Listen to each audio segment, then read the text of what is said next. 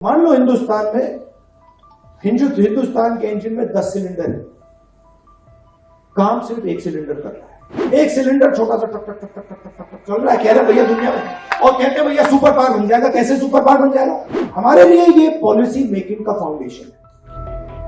उत्तर प्रदेश के प्रयागराज में संविधान सभा सम्मेलन में राहुल गांधी शामिल हुए, जिसमें एक बार फिर से लोकसभा एलओपी और कांग्रेस सांसद राहुल गांधी ने जातिगत जनगणना की मांग की। उन्होंने कहा कि 90% लोग सिस्टम का हिस्सा नहीं हैं, उनके पास आवश्यक कौशल प्रतिभा है, लेकिन वे सिस्टम से जुड़े नहीं हैं, इसलिए हम जाति जनगणना की मांग कर रहे हैं। भाजपा नेता कह रहे हैं कि जाति जनगणना के बाद एक ओबीसी वर्ग दिया जाएगा।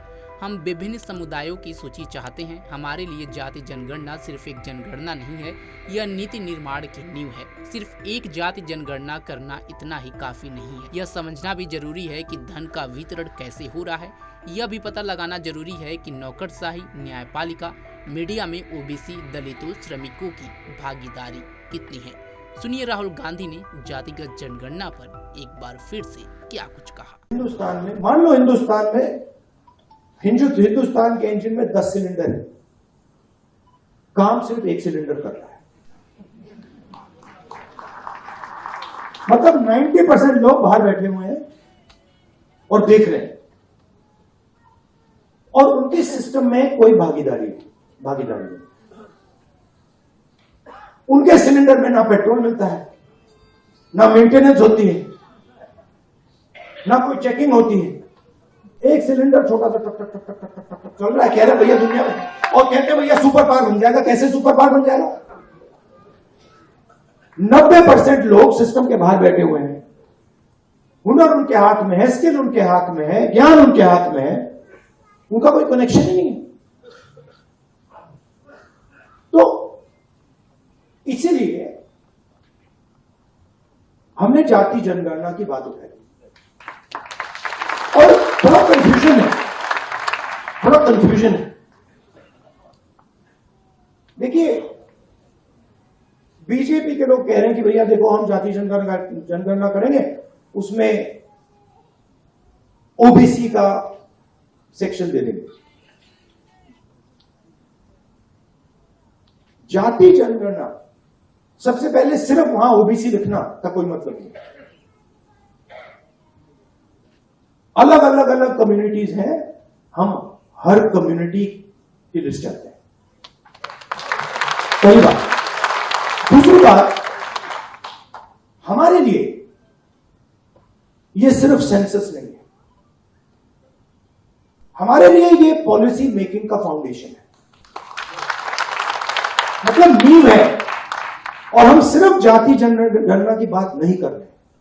मैं यहां क्लियरली कहना चाहता हूं, जाति जनगणना से सिर्फ आबादी पता लगे, वो बहुत जरूरी कदम है,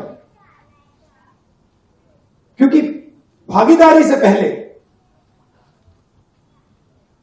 आबादी के बारे में पता होना पड़ेगा, क्योंकि भागीदारी तक हम बिना आबादी के तो पहुंच ही नहीं सकते।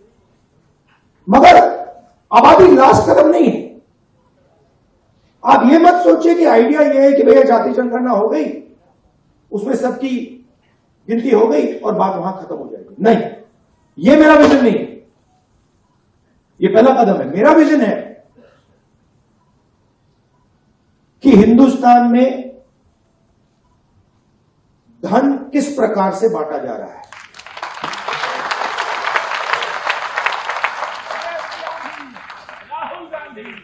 ओबीसी के हाथ में कितना है, दलितों के हाथ में कितना है,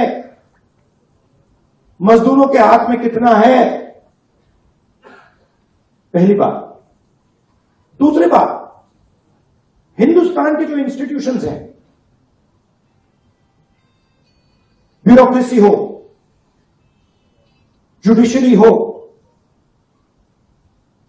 मीडिया हो, इसमें इन लोगों की कितनी भागीदारी है? मतलब हम ये समझना चाहते हैं कि कॉन्स्टिट्यूशन ने कहा था कि एक व्यक्ति को एक वोट मिलेगा। मतलब सारे के सारे हिंदुस्तान के जो सिटीजन्स हैं वो समान, एक जैसे।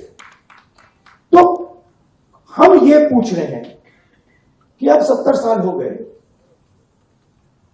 कॉन्स्टिट्यूशन हमारे सामने है, इसका समाज पर इफेक्ट पड़ा है, हाँ या ना?